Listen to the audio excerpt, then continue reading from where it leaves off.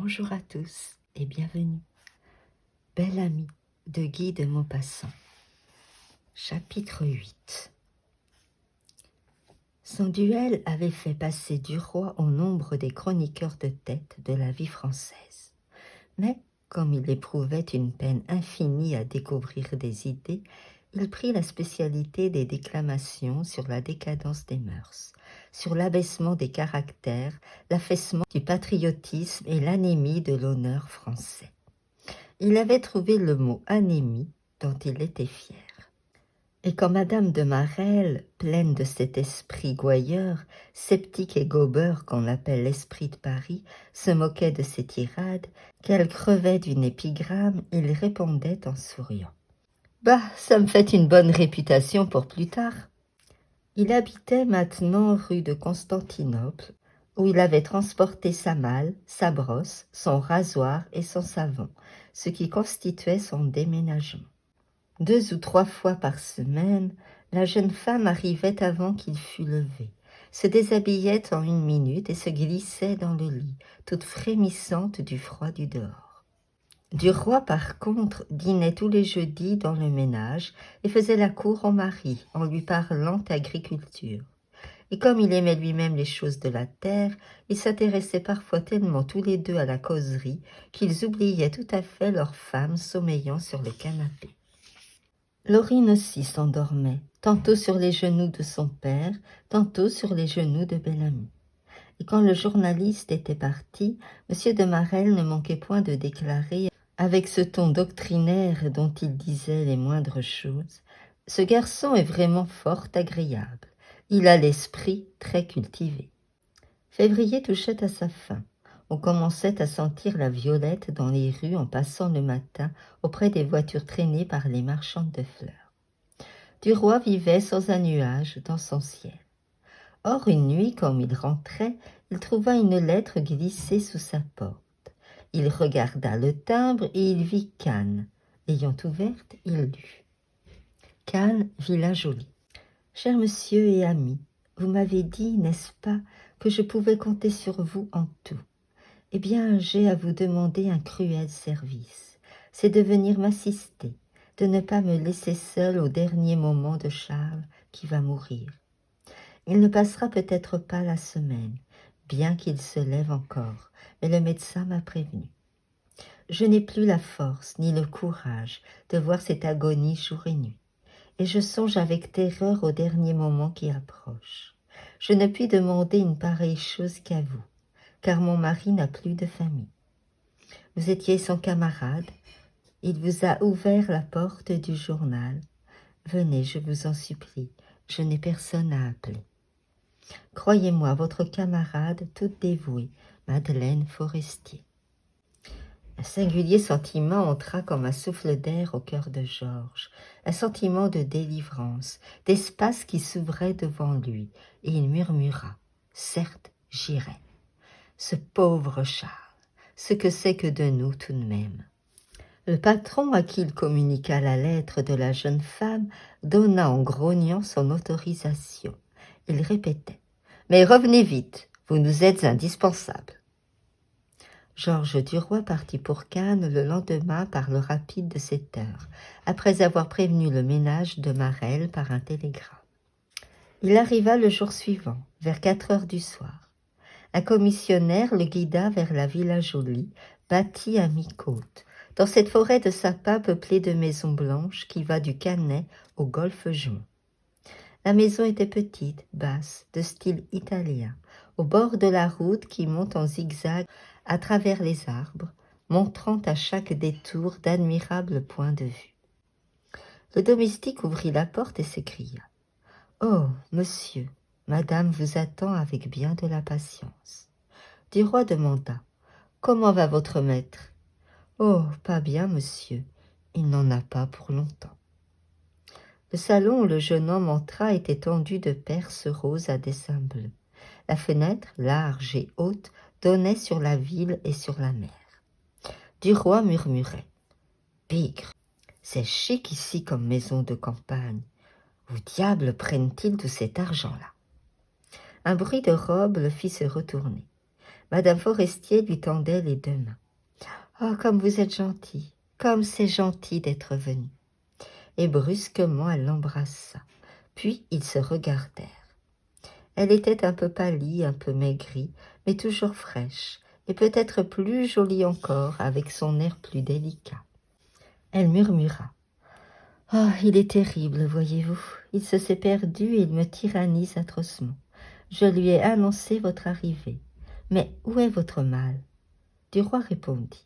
« Je l'ai laissé au chemin de fer, ne sachant pas dans quel hôtel vous me conseilleriez de descendre pour être près de vous. » Elle hésita, puis reprit. « Vous descendrez ici, dans la villa. Votre chambre est prête, du reste. Il peut mourir d'un moment à l'autre, et si cela arrivait la nuit, je serai seule. J'enverrai chercher votre bagage. » Il s'inclina.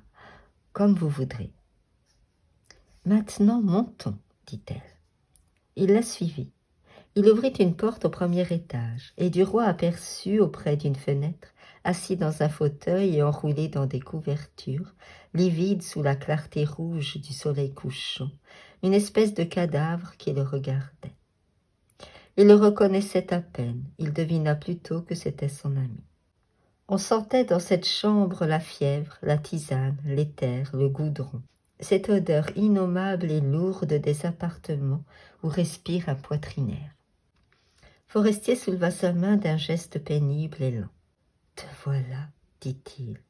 Tu viens me voir mourir. Je te remercie. » Duroy affecta de rire. « Te voir mourir, ce ne serait pas un spectacle amusant, et je ne choisirais point cette occasion-là pour visiter Cannes. Je viens te dire bonjour et me reposer un peu. » L'autre murmura. « Assieds-toi. » Et il baissa la tête comme enfoncé en des méditations désespérées. Il respirait d'une façon rapide, essoufflée, et parfois poussait une sorte de gémissement, comme s'il eût voulu rappeler aux autres combien il était malade. Voyant qu'il ne parlait point, sa femme vint s'appuyer à la fenêtre, et elle dit en montrant l'horizon d'un coup de tête. « Regardez cela, est-ce beau ?»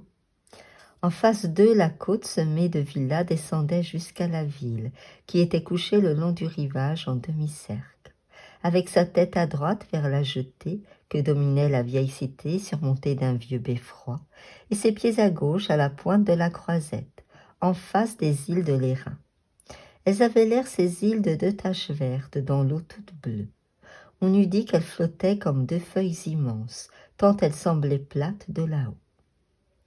Et tout au loin, fermant l'horizon de l'autre côté du golfe, au-dessus de la jetée et du beffroi, une longue suite de montagnes bleuâtres dessinait sur un ciel éclatant une ligne bizarre et charmante de sommets, tantôt arrondis, tantôt crochus, tantôt pointus, et qui finissait par un grand mont en pyramide plongeant son pied dans la pleine mer. Madame Forestier l'indiqua. « C'est l'Estérel. » L'espace derrière les cimes sombres était rouge, d'un rouge sanglant et doré que l'œil ne pouvait soutenir. Duroy subissait malgré lui la majesté de cette fin du jour. Il murmura, ne trouvant point d'autre terme assez imagé pour exprimer son admiration. « Ah oui, c'est épatant, ça !» Forestier releva la tête vers sa femme et demanda. « Donne-moi un peu d'air. » Elle répondit. « Prends garde. Il est tard, le soleil se couche, tu vas encore attraper froid, et tu sais que ça ne te vaut rien dans ton état de santé. » Il fit de la main droite un geste fébrile et faible, qui aurait voulu être un coup de poing, et il murmura avec une grimace de colère, une grimace de mourant qui montrait la minceur des lèvres, la maigreur des joues et la saillie de tous les os. « Je te dis que j'étouffe.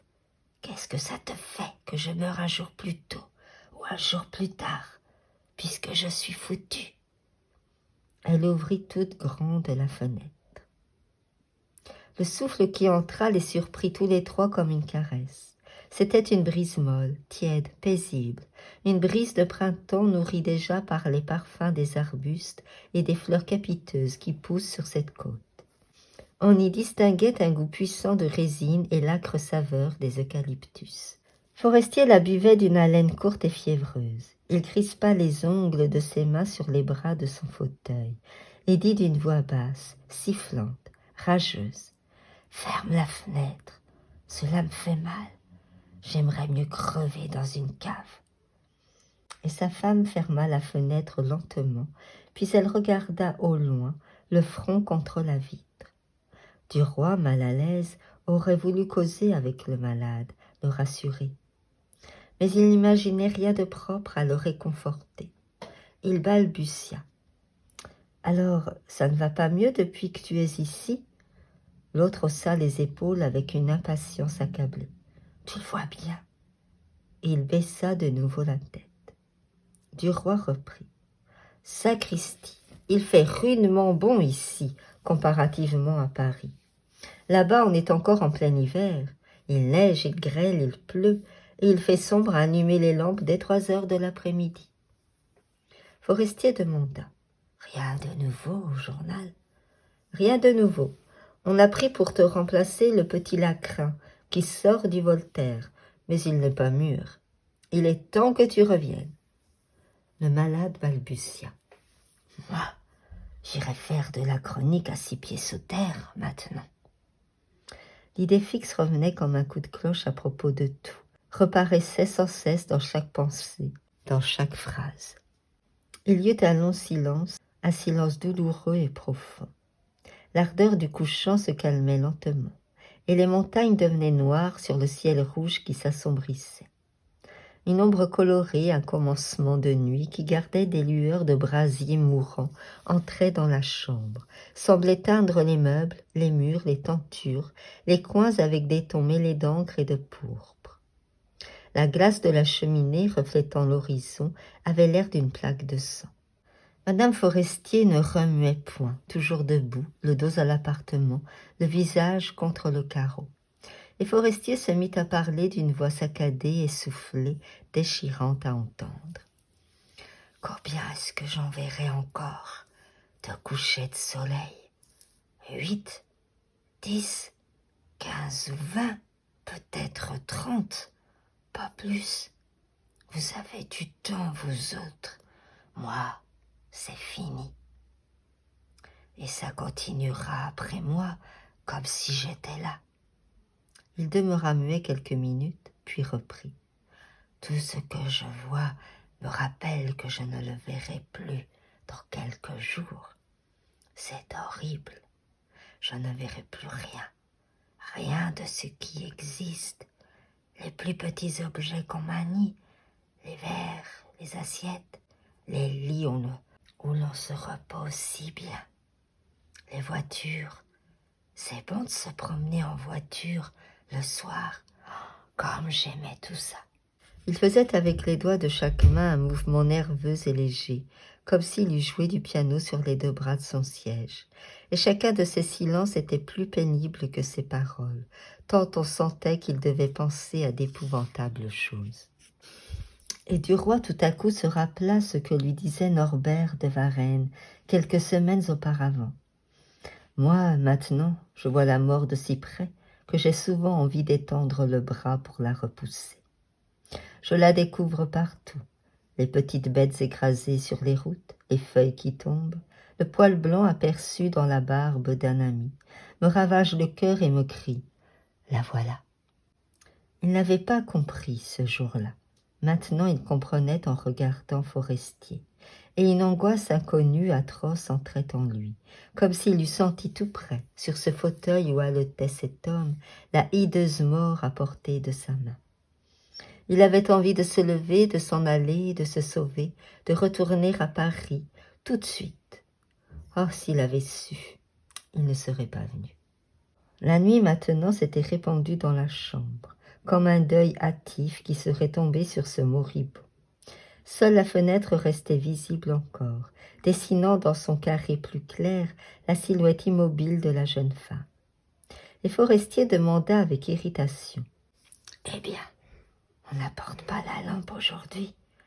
Voilà ce qu'on appelle soigner un malade. » L'ombre du corps qui se découpait sur les carreaux disparut, et on entendit tinter un timbre électrique dans la maison sonore. Un domestique entra bientôt qui posa une lampe sur la cheminée. Madame Forestier dit à son mari. « « Veux-tu te coucher, ou descendras-tu pour dîner ?» Il murmura « Je descendrai. » Et l'attente du repas les fit demeurer encore près d'une heure immobiles, tous les trois, prononçant seulement parfois un mot quelconque inutile, banal, comme s'il y eût du danger, un danger mystérieux, à laisser durer trop longtemps ce silence, à laisser se figer l'air muet de cette chambre où rôdait la mort. Enfin le dîner fut annoncé. Il sembla long à Duroy, interminable. Il ne parlait pas, il mangeait sans bruit. Puis émiettait du pain du bout des doigts, et le domestique faisait le service, marchait, allait et venait, sans qu'on entendît ses pieds. Car le bruit des semelles irritant Charles, l'homme était chaussé de savates. Seul le tic-tac dur d'une horloge de bois troublait le calme des murs de son mouvement mécanique et régulier.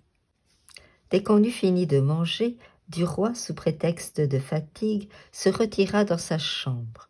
Et accoudé à sa fenêtre, il regardait la pleine lune au milieu du ciel, comme un globe de lampe énorme, jeter sur les murs blancs des villas sa clarté sèche et voilée, et semer sur la mer une sorte d'écaillé de lumière mouvante et douce. Et il cherchait une raison pour s'en aller bien vite, inventant des ruses, des télégrammes qu'il allait recevoir, un appel de M. Walter. Mais ses résolutions de fuite lui parurent plus difficiles à réaliser en s'éveillant le lendemain. Madame Forestier ne se laisserait point prendre à ses adresses, et il perdrait par sa couardise tout le bénéfice de son dévouement.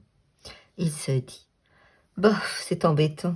Eh bien tant pis, il y a des passes désagréables dans la vie, et puis ça ne sera peut-être pas long. » Il faisait un temps bleu, de ce bleu du midi qui vous emplit le cœur de joie.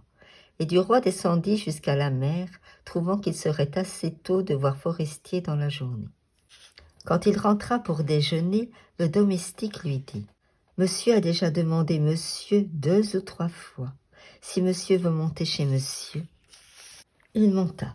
Forestier semblait dormir dans un fauteuil. Sa femme lisait, allongée sur le canapé. Le malade releva la tête. Duroy demanda « Eh bien, comment vas-tu ?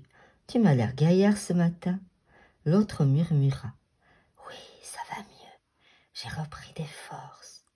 Déjeune bien vite avec Madeleine, parce que nous allons faire un tour en voiture. » La jeune femme, dès qu'elle fut seule avec Duroy, lui dit « Voilà, aujourd'hui il se croit sauvé.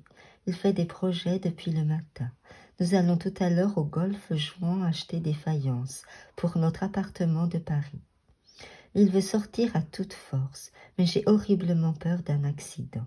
Il ne pourra pas supporter les secousses de la route. » Quand le landau fut arrivé, Forestier descendit l'escalier pas à pas, soutenu par son domestique.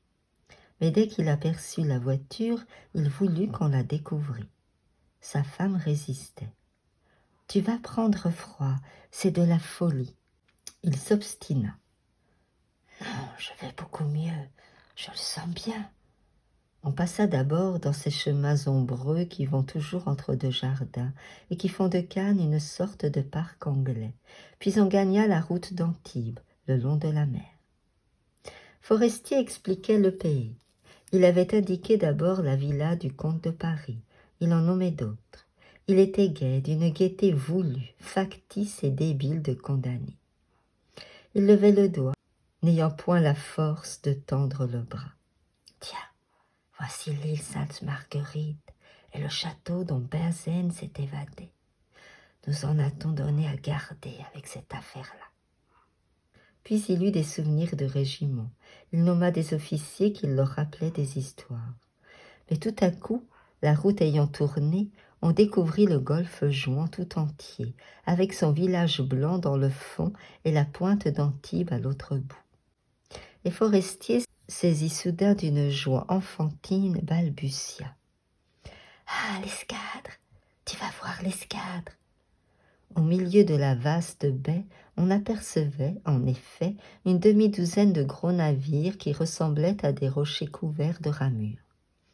Ils étaient bizarres, difformes, énormes, avec des excroissances, des tours, des éperons, s'enfonçant dans l'eau comme pour aller prendre racine sous la mer. On ne comprenait pas que cela pût se déplacer, remuer, tant ils semblaient lourds et attachés au fond. Une batterie flottante, ronde, haute en forme d'observatoire, ressemblait à ces phares qu'on bâtit sur des écueils. Et un grand trois-mâts passait auprès d'eux pour gagner le large, toutes ses voiles déployées, blanches et joyeuses. Il était gracieux et joli auprès des monstres de guerre, des monstres de fer, des vilains monstres accroupis sur l'eau. Forestier s'efforçait de les reconnaître. Il nommait le Colbert, le Suffren, l'amiral du Perret, le redoutable, la dévastation, puis il reprenait. Non, je me trompe, c'est celui-là, la dévastation. Ils arrivèrent devant une sorte de grand pavillon où on lisait « Faïence d'art du golfe Joux ». Et la voiture ayant tourné autour d'un gazon s'arrêta devant la porte. Forestier voulut acheter 2 vases pour les poser sur sa bibliothèque.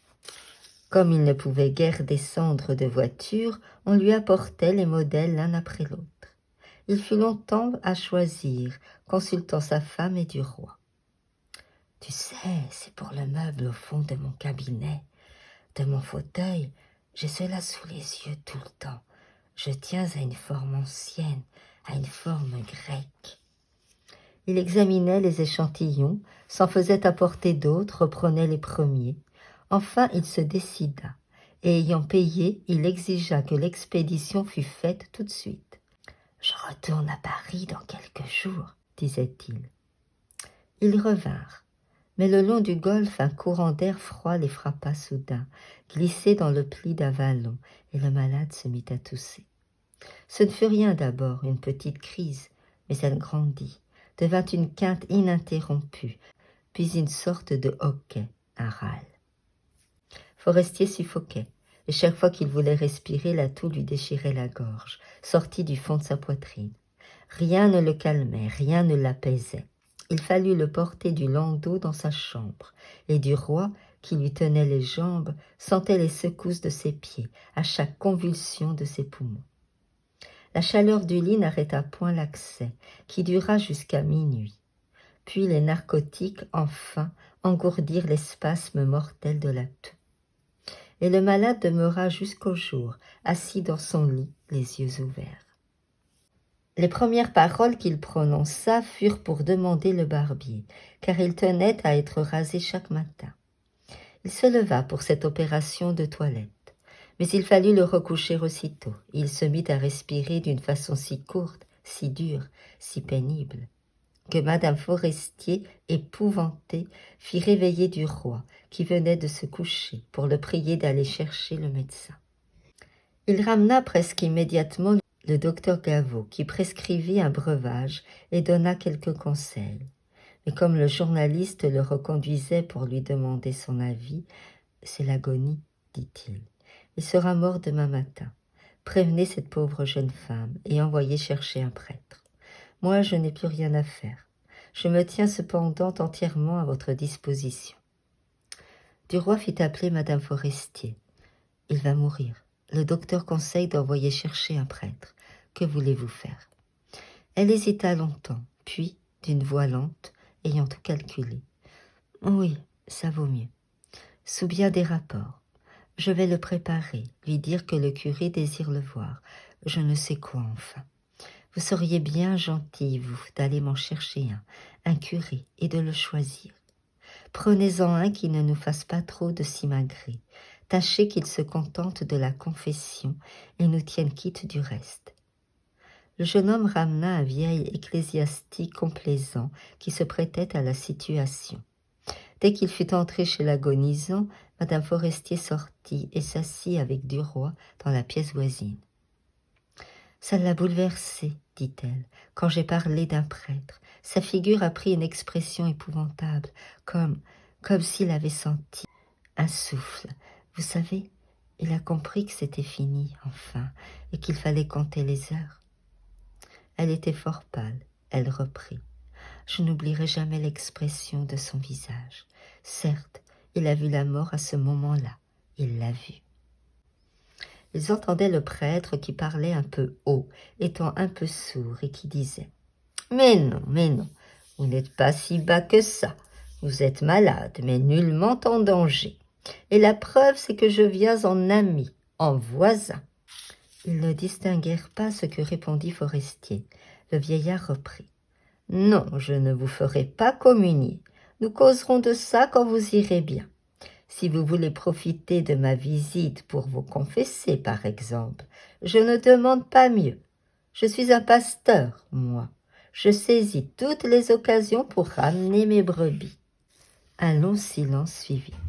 Forestier devait parler de sa voix haletante et sans timbre.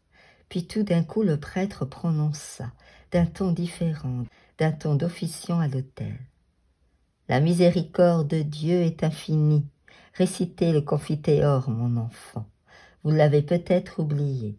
Je vais vous aider. Répétez avec moi.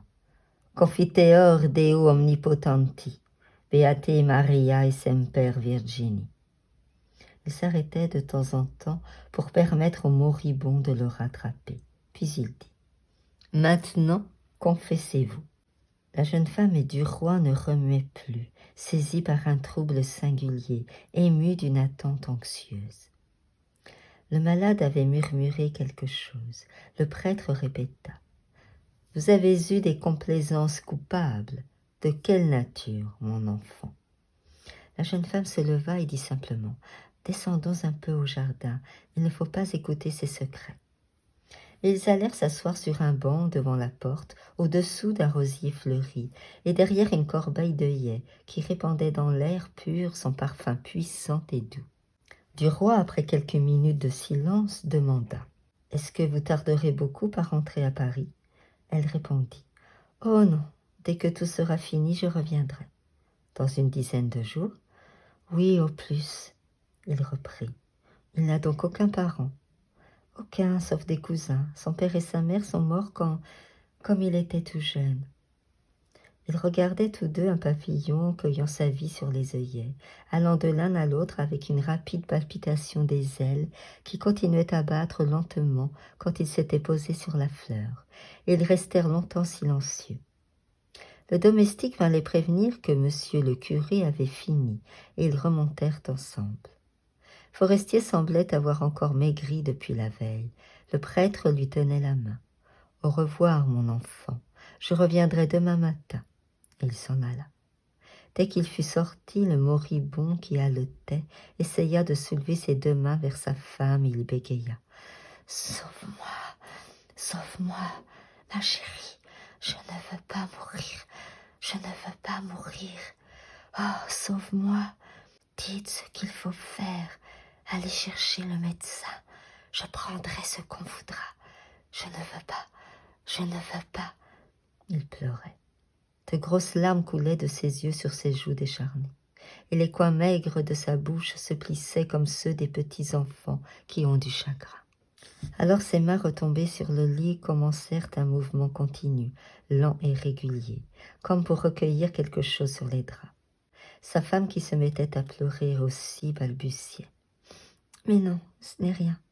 C'est une crise. Demain tu iras mieux.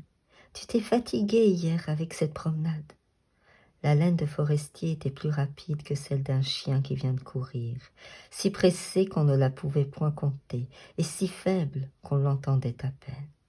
Il répétait toujours « Je ne veux pas mourir. Oh, mon Dieu, mon Dieu, mon Dieu, qu'est-ce qui va m'arriver? Je ne verrai plus rien, jamais. Oh, mon Dieu. » Il regardait devant lui quelque chose d'invisible pour les autres et de hideux.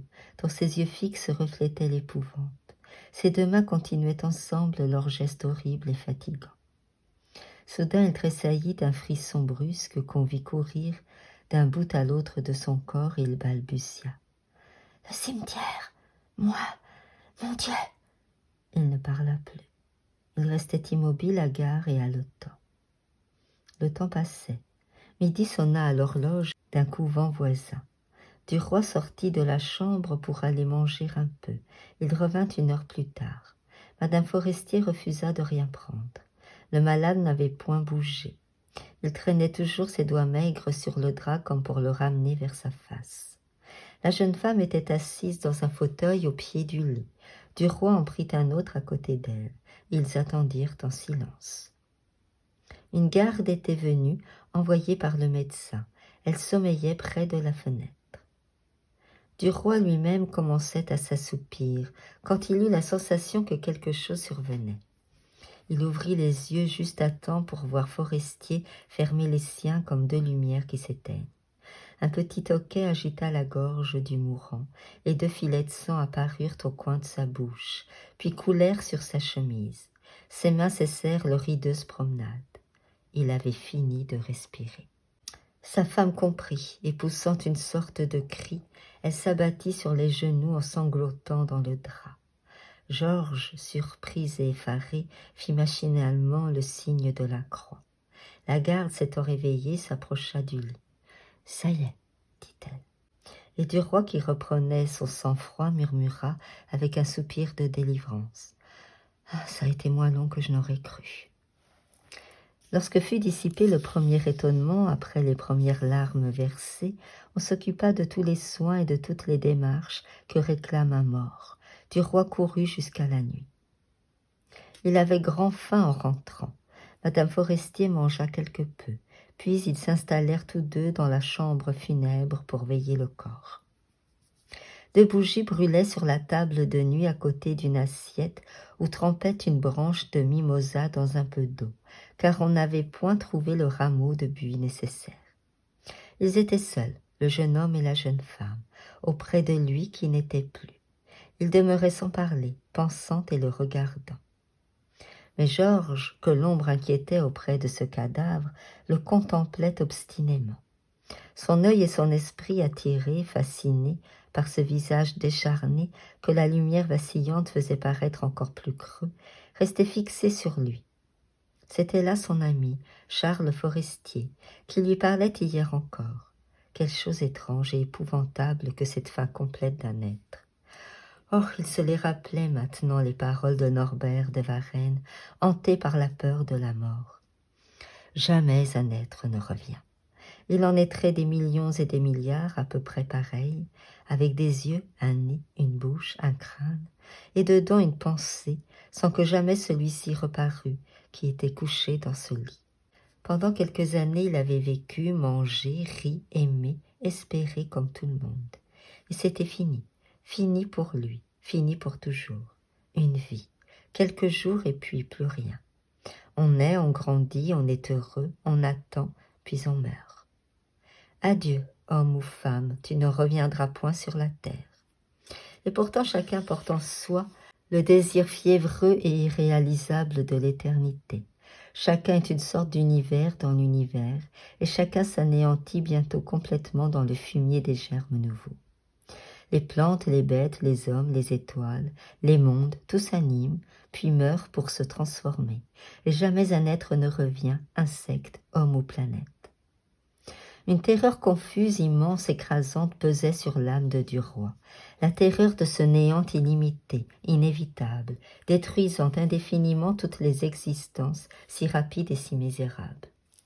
Il courbait déjà le front sous sa menace. Il pensait aux mouches qui vivent quelques heures, aux bêtes qui vivent quelques jours, aux hommes qui vivent quelques ans, aux terres qui vivent quelques siècles. Quelle différence donc entre les uns et les autres? Quelques aurores de plus, voilà tout. Il détourna les yeux pour ne plus regarder le cadavre. Madame Forestier, la tête baissée, semblait songer aussi à des choses douloureuses. Ses cheveux blonds étaient si jolis sur sa figure triste qu'une sensation douce comme le toucher d'une espérance passa dans le cœur du jeune homme. Pourquoi se désoler quand il avait encore tant d'années devant lui? Il se mit à la contempler. Elle ne le voyait point, perdu dans sa méditation. Il se disait, voilà pourtant la seule chose de la vie, l'amour. Tenir dans ses bras une femme aimée, là est la limite du bonheur humain. Quelle chance il avait eu, ce mort, de rencontrer cette compagne intelligente et charmante. Comment s'était-il connu? Comment avait-elle consenti, elle, à épouser ce garçon médiocre et pauvre? Comment avait-elle fini par en faire quelqu'un? Alors il songea à tous les mystères cachés dans les existences. Il se rappela ce qu'on chuchotait du comte de Vaudrec, qui l'avait doté et marié, disait-on. Qu'allait-elle faire maintenant? Qui épouserait-elle? Un député, comme le pensait madame de Marelle, ou quelque gaillard d'avenir, un forestier supérieur? Avait-elle des projets, des plans, des idées arrêtées? Comme il eût désiré savoir cela. Mais pourquoi ce souci de ce qu'elle ferait? Il se le demanda, et s'aperçut que son inquiétude venait d'une de ces arrière-pensées confuses, secrètes, qu'on se cache à soi-même et qu'on ne découvre qu'en allant fouiller au fond de soi. Oui, pourquoi n'essaierait-il pas lui-même cette conquête? Comme il serait fort avec elle et redoutable, comme il pourrait aller vite et loin et sûrement. Et pourquoi ne réussirait-il pas? Il sentait bien qu'il lui plaisait, qu'elle avait pour lui plus que de la sympathie, une de ces affections qui naissent entre deux natures semblables et qui tiennent autant d'une séduction réciproque que d'une sorte de complicité muette. Elle le savait intelligent, résolu, tenace. Elle pouvait avoir confiance en lui. Ne l'avait-elle pas fait venir en cette circonstance si grave? Et pourquoi l'avait-elle appelé? Ne devait-il pas voir là une sorte de choix, une sorte d'aveu, une sorte de désignation? Si elle avait pensé à lui, juste à ce moment où elle allait devenir veuve, c'est que peut-être elle avait songé à celui qui deviendrait de nouveau son compagnon, son allié. Et une envie impatiente le saisit de savoir, de l'interroger, de connaître ses intentions. Il devait repartir le surlendemain, ne pouvant demeurer seul avec cette jeune femme dans cette maison. Donc il fallait se hâter. Il fallait, avant de retourner à Paris, surprendre avec adresse, avec délicatesse, ses projets, et ne pas la laisser revenir, céder aux sollicitations d'un autre peut-être, et s'engager sans retour. Le silence de la chambre était profond. On n'entendait que le balancier de la pendule qui battait sur la cheminée son tic-tac métallique et régulier. Il murmura. « Vous devez être bien fatiguée. » Elle répondit. « Oui, mais je suis surtout accablée. » Le bruit de leur voix les étonna, sonnant étrangement dans cet appartement sinistre.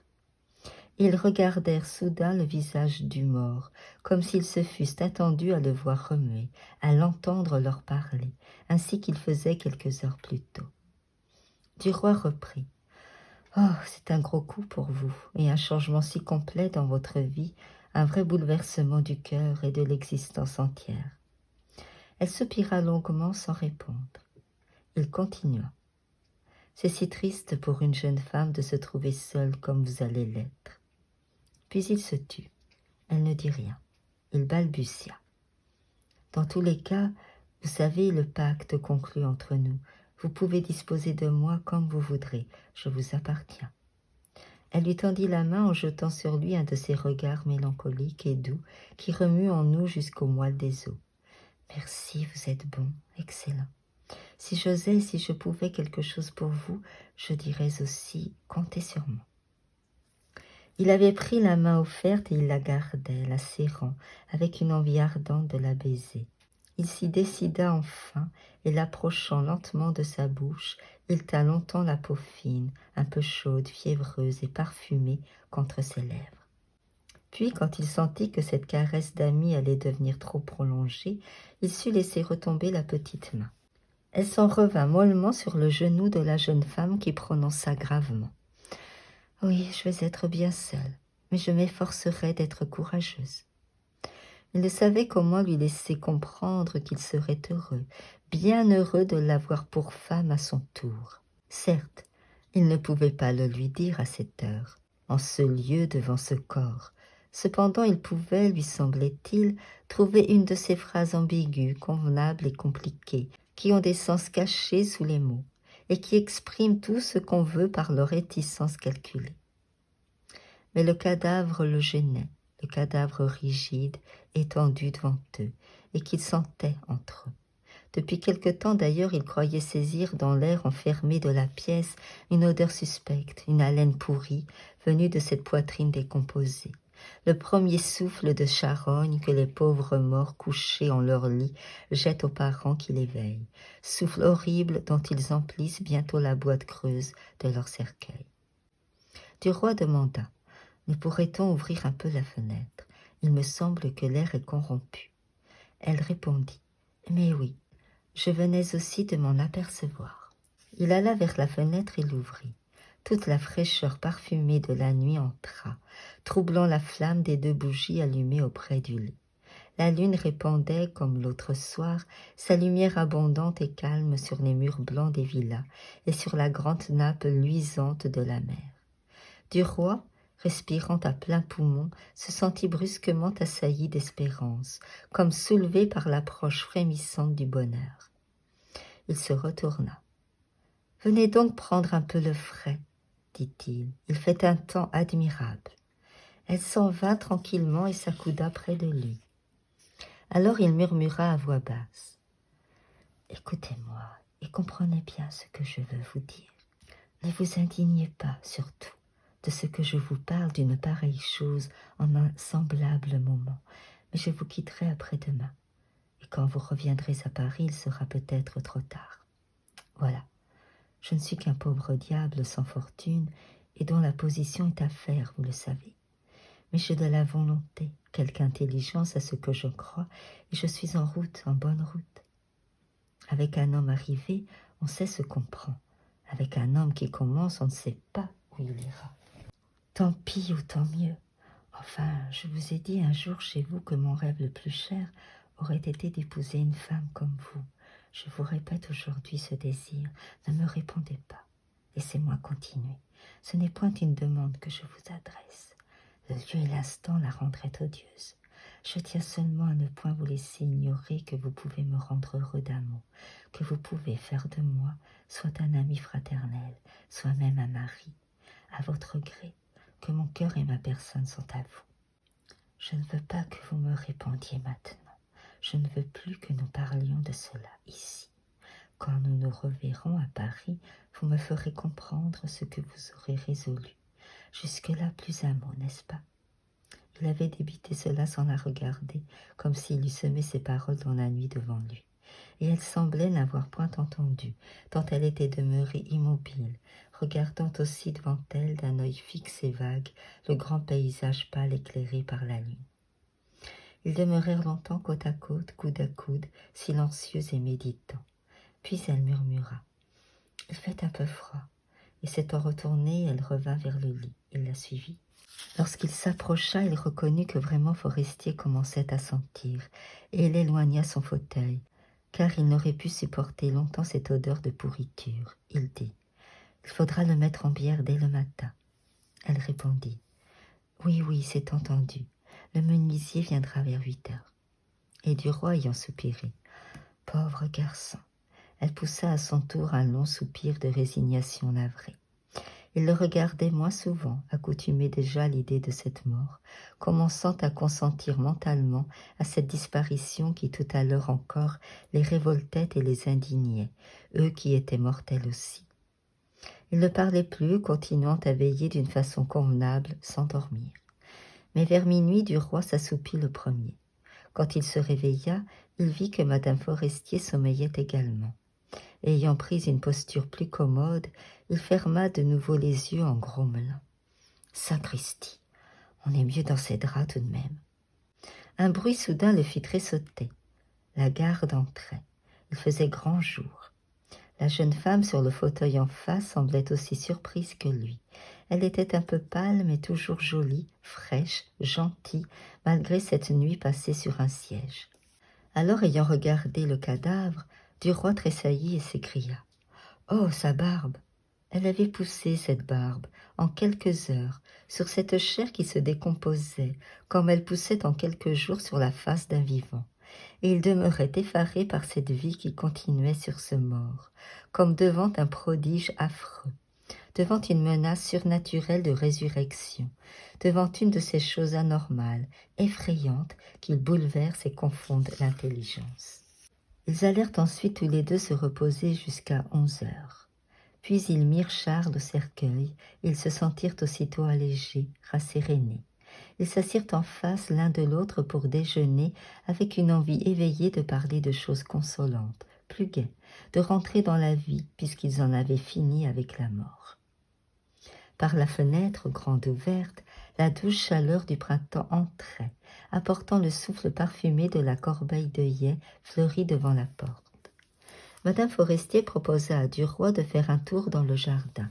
Ils se mirent à marcher doucement autour du petit gazon, en respirant avec délice l'air tiède plein de l'odeur des sapins et des eucalyptus.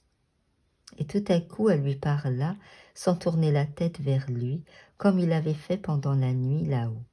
Elle prononçait les mots lentement, d'une voix basse et sérieuse.